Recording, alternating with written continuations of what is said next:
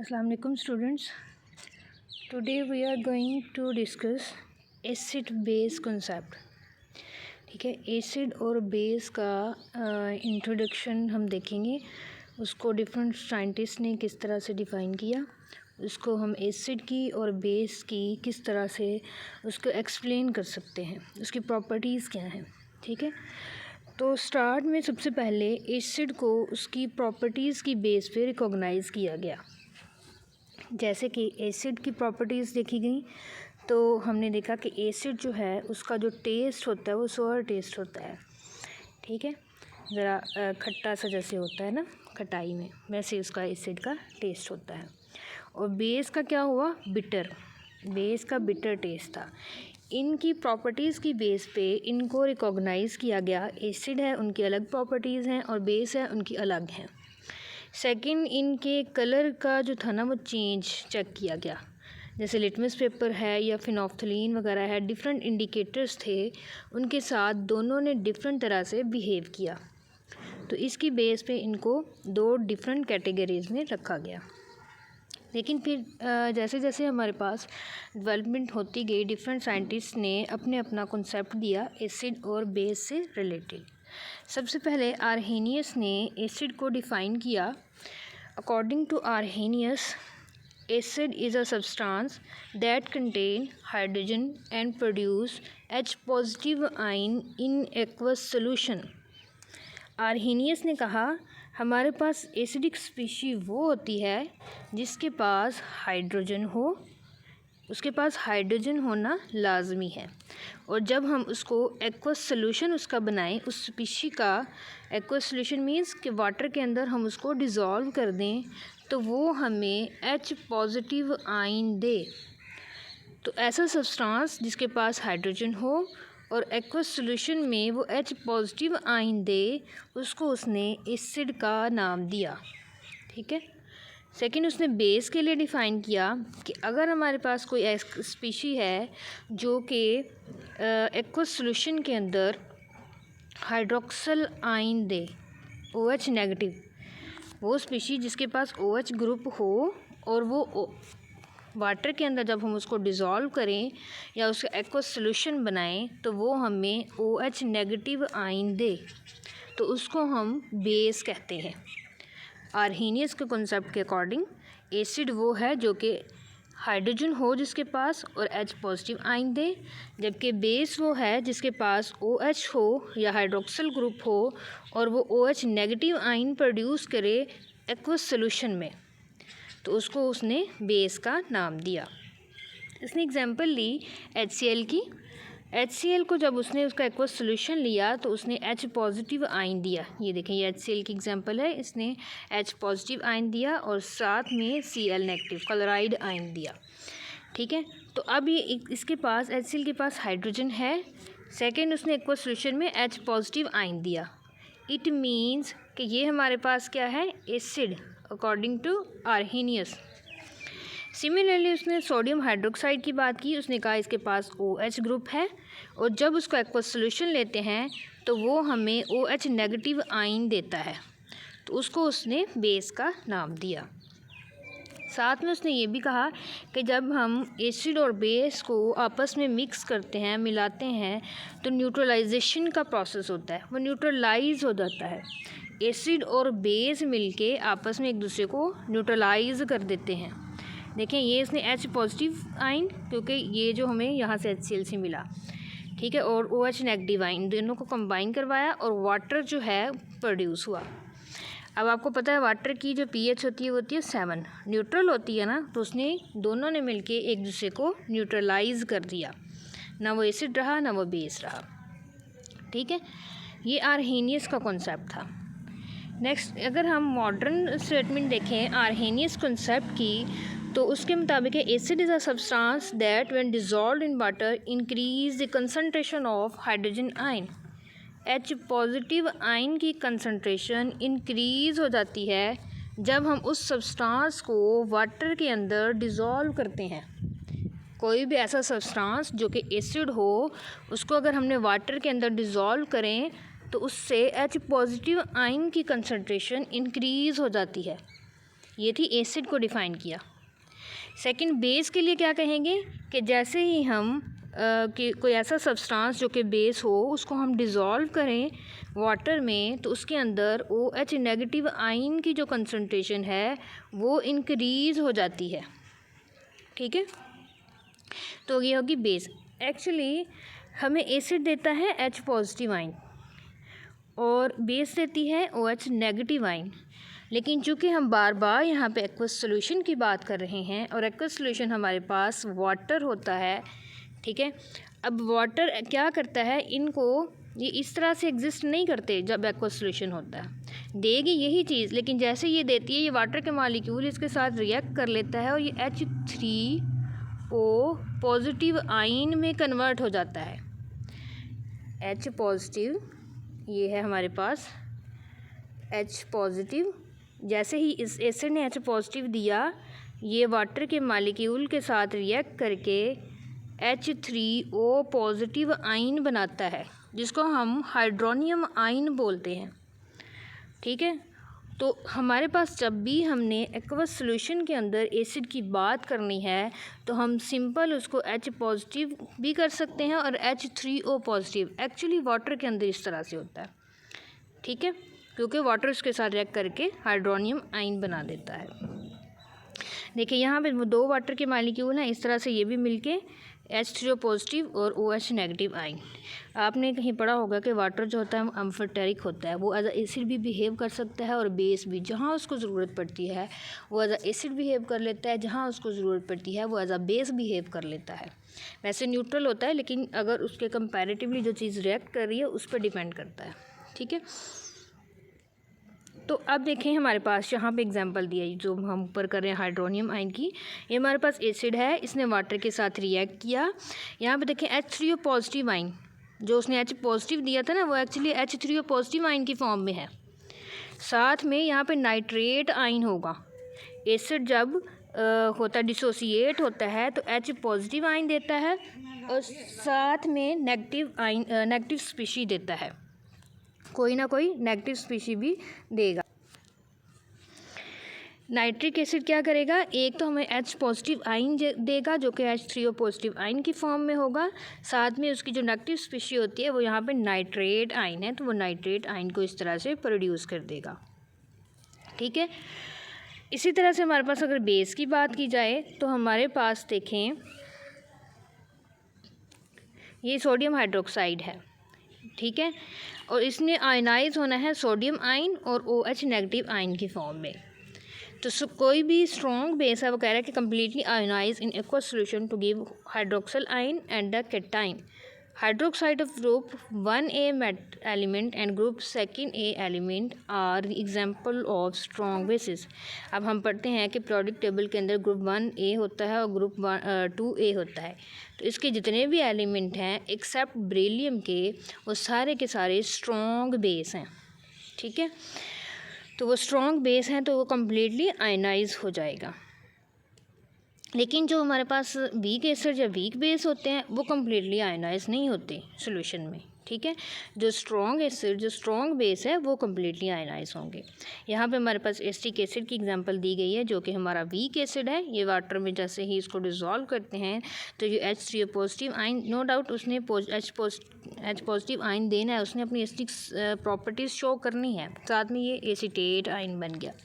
लेकिन चूँकि ये है वीक एसिड है तो ये क्या होता है, ये रिवर्सिबल रिएक्शन होते हैं, ये रिवर्स हो जाते हैं। ठीक है, इसमें कंप्लीट आयनाइजेशन नहीं होती। अब जो आर्हेनियस है उसकी जो कंसेप्ट है एसिड बेस का उसके कुछ एडवांटेजेस भी हैं और कुछ जो है डिसएडवांटेजेस भी हैं। एडवांटेजेस ये हैं कि उसने कहा था कि स्ट्रॉन्ग एसिड है वो स्ट्रॉन्ग बेस है वो दोनों आपस में मिलकर न्यूट्रलाइज कर देते हैं एक दूसरे को। ठीक है, एक इसका ये है। दूसरा वो कहता है कि इससे हम इसके आर्हेनियस का जो कंसेप्ट है इससे हम ये चेक कर सकते हैं कि कोई एसिड कितना स्ट्रॉन्ग है और कितना वीक है, इसी तरह से कोई भी जो बेस है वो कितनी स्ट्रॉन्ग है और कितनी वीक है, तो हम उसकी स्ट्रेंथ के बारे में चेक कर सकते हैं। कैटालिटिक एक्टिविटी की बात करें एसिड की तो वो भी आर्हेनियस थ्योरी जो है उसको अच्छे से एक्सप्लेन करती है। जो कि एसिड जो है जितना ज़्यादा स्ट्रॉन्ग होगा उसकी कैटालिटिक एक्टिविटी क्या होगी उतनी ही ज़्यादा होगी। स्ट्रॉन्ग एसिड है इसका मतलब है एच पॉजिटिव आयन की कंसनट्रेशन सोल्यूशन में ज़्यादा है और H positive ion as a catalyst behave करता है। जैसे फॉर्मिक एसिड है, यहाँ पे एच पॉजिटिव, ये एसिटिक एसिड से आया ना, तो ये एज अ कैटलिस्ट बिहेव कर रहा है और वाटर और ये CO में इसको कन्वर्ट कर देता है। तो जितना ज़्यादा स्ट्रॉन्ग बेस होगी उसकी कंसनट्रेशन ज़्यादा होगी और उतना ही वो इफ़ेक्टिव कैटलिस्ट होगा। ठीक है, इसके डिसएडवांटेजेस ये हैं, सबसे पहले तो उसका डिसएडवांटेजेस ये है कि ये एक्वस मीडियम को, बार बार मैंने एक्वस सोल्यूशन का लफ्ज़ बोला, अब देखें ये सिर्फ एक्वस मीडियम के अंदर ही एक्सप्लेन करता है एसिड और बेस को। अगर हम कोई नॉन एक्वस सॉल्वेंट ले लें, मतलब वाटर के अलावा कोई हम सॉल्वेंट ले लें जैसे कि लिक्विड अमोनिया है, तो वहाँ पर ये एसिड और बेस को जो कंसेप्ट है उसको एक्सप्लेन नहीं करता। ठीक है, इसके अलावा एक दूसरा मसला ये था कि हमने कहा था कि एच पॉजिटिव आयन एसिड के फॉर्म में प्रोड्यूस होता है और OH नेगेटिव आयन, लेकिन ये जो है इनकी एक इंडिपेंडेंट एग्जिस्टेंस नहीं है। वो चूँकि वाटर के अंदर होते हैं तो वाटर मालिक्यूल उसके साथ रिएक्ट करके H3O पॉजिटिव आयन में कन्वर्ट हो जाता है, तो ये भी एक इसका डिसएडवांटेजेस था। ठीक है, इसके अलावा आर्हेनियस का जो कंसेप्ट था, इसमें कुछ ऐसे भी हमारे पास एसिड और बेस होते हैं जिनके अंदर हाइड्रोजन नहीं होता लेकिन वो एसिड के तौर पे बिहेव करते हैं, और कुछ ऐसे हैं जिनके अंदर हाइड्रोक्सल नहीं होता लेकिन वो बेस के तौर पे बिहेव करते हैं। तो आर्हेनियस उस चीज़ को एक्सप्लेन नहीं कर सका। जैसे कि एग्जाम्पल ले लें अमोनिया की, NH3 हमारे पास एक बेस है लेकिन इसके अंदर हाइड्रोक्सल ग्रुप नहीं है, तो आर्हेनियस इसको एक्सप्लेन नहीं कर सका। कैल्शियम ऑक्साइड हमारे पास क्या है, ये भी बेस है, यहाँ पर भी हाइड्रोक्सल ग्रुप नहीं है, तो क्या हुआ हमारे पास, ये भी आर्हेनियस इसको एक्सप्लेन नहीं कर सका। अगर हम सल्फ़र डाइऑक्साइड की एग्जांपल लें तो इसके अंदर कोई भी हाइड्रोजन नहीं है। ठीक है, तो इस तरह से आर्हेनियस जो है इसको एक्सप्लेन नहीं कर सका कि सल्फ़र जो डाइऑक्साइड है वो एक एसिडिक प्रॉपर्टी शो करता है। क्यों, उसने तो कहा था कि उसमें हाइड्रोजन होना चाहिए लेकिन इसमें हाइड्रोजन नहीं है, तो आर्हेनियस इन चीज़ों को एक्सप्लेन नहीं कर पाया। नेक्स्ट एक साइंटिस्ट आया लोरी ब्रॉन्स्टेड, दो साइंटिस्ट हैं एक्चुअली, इन्होंने मिलकर काम किया, इंडिपेंडेंटली इन्होंने प्रपोज किया एक जनरल डेफिनेशन। उन्होंने क्या कहा कि एसिड हमारे पास वो स्पीशी है, acid is a substance that can donate a proton, कि वो एक ऐसी स्पीशी है कि जो कि प्रोटॉन को, H पॉजिटिव आयन को डोनेट करेगी अदर सब्सटेंस को, वो एसिड होगा।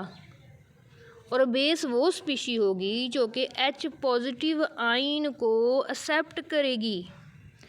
H पॉजिटिव आयन की बेस पे उन्होंने उसको एक्सप्लेन किया, जो स्पीशी प्रोटॉन को डोनेट करेगी वो एसिडिक होगी, जो स्पीशी प्रोटॉन को एक्सेप्ट करेगी वो बेसिक होगी। ये लोरी ब्रॉन्स्टेड का कॉन्सेप्ट था। जैसे कि एग्जांपल देखें, HCl है यहाँ पे, ये वाटर के साथ जब रिएक्ट करता है तो इसका ये देखें जो प्रोटॉन है, यहाँ से ये वाला प्रोटॉन ये इस वाटर को डोनेट कर देता है, H3O पॉजिटिव आयन बन जाता है। ठीक है, अब ठीक है, HCl ने यहाँ से प्रोटॉन इस वाटर को दिया, HCl ने प्रोटॉन डोनेट किया और H2O ने प्रोटॉन एक्सेप्ट किया। इट मीन्स कि HCl हमारे पास एसिड है जो कि प्रोटॉन डोनेट कर रहा है, वाटर हमारे पास बेस है जो कि प्रोटॉन एक्सेप्ट कर रहा है। इस तरह से लोरी ब्रॉन्स्टेड ने उनको डिफाइन किया। ठीक है, अच्छा, इसके अलावा हमारे पास देखें यहाँ पे एक नेक्स्ट एग्जांपल है HCl और NH3 की। यहाँ पे HCl हमारे पास प्रोटॉन डोनेट कर रहा है अमोनिया को, इसका मतलब HCl हमारे पास क्या है, एसिड है, और अमोनिया जो है प्रोटॉन एक्सेप्ट कर रही है, वो क्या हमारे पास है, बेस। ठीक है, इस तरह से इसको प्रोटॉन के डोनेट करने पे और एक्सेप्ट करने की बेस पे उन्होंने इसको एक्सप्लेन किया।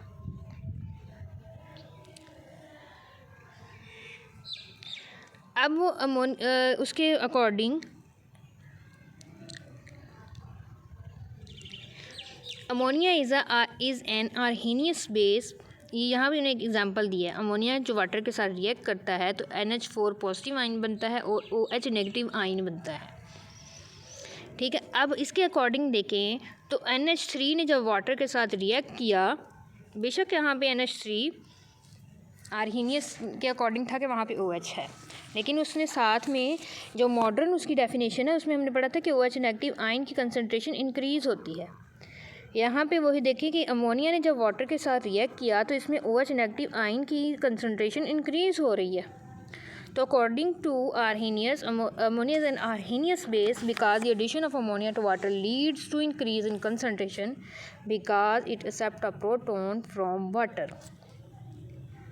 ठीक है। The water molecule act as a Bronsted Lowry acid because it donate a proton to ammonia molecule। अब ऊपर हमने पढ़ा था वाटर मॉलिक्यूल प्रोटॉन एक्सेप्ट कर रहा था, तो वहाँ पे वाटर क्या था, एज अ बेस बिहेव कर रहा था। लेकिन जैसे ही अमोनिया के साथ वाटर ने रिएक्ट किया तो वाटर ने क्या किया, उस अमोनिया को डोनेट किया।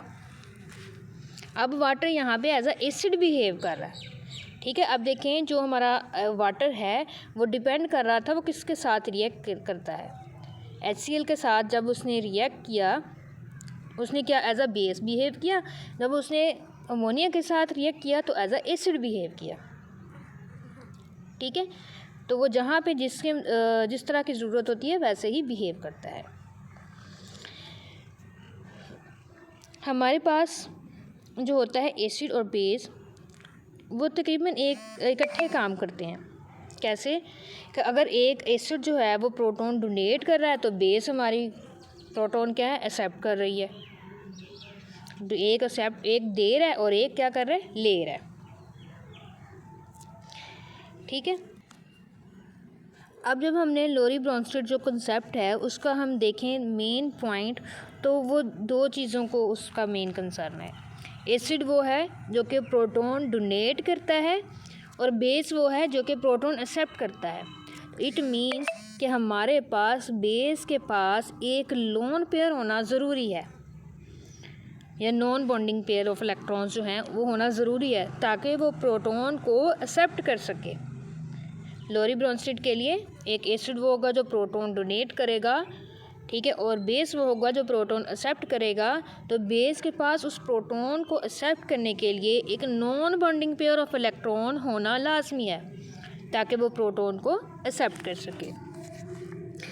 नेक्स्ट हमारे पास इसका इसी का ही कॉन्जुगेट एसिड बेस पेयर हम किस तरह से इसको एक्सप्लेन कर सकते हैं। देखें, जब भी कोई एसिड है वो प्रोटॉन डोनेट करता है किसी दूसरी स्पीशी को, अब वो दूसरी स्पीशी बेस है क्योंकि उसने वहाँ से प्रोटॉन एक्सेप्ट करना है। एसिड जब अपना प्रोटॉन बेस को डोनेट कर देता है, जैसे यहाँ पे HA एक जनरल एसिड लिया हमने और बेस है हमारे पास B नेगेटिव, इसने प्रोटॉन लिया HB बना दिया और जो हमारे पास ये A नेगेटिव आयन बन गया। ठीक है। एसिड जब बेस को प्रोटॉन डोनेट कर देता है तो बेस जो प्रोडक्ट बनाती है ना, जैसे HB है, ये HB बना दिया और एसिड ने क्या बनाया, A नेगेटिव आयन। अब हमने इससे कॉन्जुगेट एसिड और बेस का कॉन्सेप्ट लेना है। एसिड हमारे पास उसने बेस को प्रोटॉन दिया और वो HB में कन्वर्ट हो गया। अब बेस जो है वो कॉन्जुगेट एसिड में कन्वर्ट हो गई है प्रोटॉन एक्सेप्ट करने के बाद। पहले नहीं, आपने देखना बेस जब प्रोटॉन एक्सेप्ट कर लेगी उसके बाद जो बनता है वो कॉन्जुगेट एसिड होगा उस बेस का। ठीक है। और हमारे पास जो एसिड है वो प्रोटॉन डोनेट करने के बाद जो स्पीशी देता है वो कॉन्जुगेट बेस है उस एसिड की। ठीक है। अब कॉन्जुगेट एसिड और एक्चुअली बेस का कॉन्सेप्ट ये होता है कि अब ये जो कॉन्जुगेट एसिड बना है, अब ये मज़ीद जो होता है इसको अगर हम किसी बेसिक स्पीशी के साथ रिएक्ट करवा दें तो ये एज अ एसिड बिहेव करेगा। ठीक है। और ये वाला जो है जब हम इसको किसी एसिडिक स्पीशी के साथ रिएक्ट करवा दें तो एज अ बेस बिहेव करेगा।